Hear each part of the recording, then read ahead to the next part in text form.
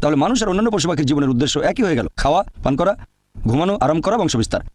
যেহেতু তাদের জীবনের কোনো উদ্দেশ্য নেই, তারা এইসব কাজে দক্ষ হওয়ার চেষ্টা করে, যেমন খাওয়া দাওয়া, পান করা, চলাফেরা। তারা হয়ে যায় বস্তুবাদী, আর সেই কারণেই এই লোকগুলোর কাছে বস্তুবাদ হয়ে যায় ঈশ্বর। আর এই বস্তুবাদের কারণে এই লোকগুলোই তৈরি করে ড্রাগস, টাকা কামানোর জন্য, আরামাইশের জন্য। তারা তৈরি করে বোমা, ভয়ঙ্কর সব মারণাস্ত্র, লিপ্ত হয় অবাধ যৌনাচারে, ব্যভিচারে, তারপর সমকামিতায় আর পর্নোগ্রাফিতে। এতে তাদের মধ্যে কোনো বিকার নেই। তারা ড্রাগস তৈরি করুক অথবা পর্নোগ্রাফিতে ব্যস্ত থাকুক, তাদের মূল উদ্দেশ্যটা বস্তুবাদ ছাড়া আর কিছুই নয়।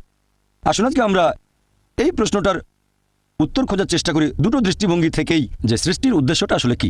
প্রথমে আমরা দেখব আমাদের সৃষ্টিকর্তার দৃষ্টিভঙ্গি, সর্বশক্তিমান ঈশ্বরের দৃষ্টিভঙ্গি, অর্থাৎ আল্লাহ সুবহানাহু ওয়া তাআলার দৃষ্টিভঙ্গি। কোন কারণে তিনি মানুষকে সৃষ্টি করেছেন। আল্লাহ সুবহানাহু ওয়া তাআলা কোরআনে বলেছেন, সূরা গাফির অধ্যায় নম্বর 40 আয়াত নম্বর 57, যে আকাশমণ্ডলী আর পৃথিবীর সৃষ্টি অনেক মহান মানুষের সৃষ্ট জিনিসের চেয়ে, কিন্তু অধিকাংশ মানুষ এখনো সেটা বুঝতে পারে না।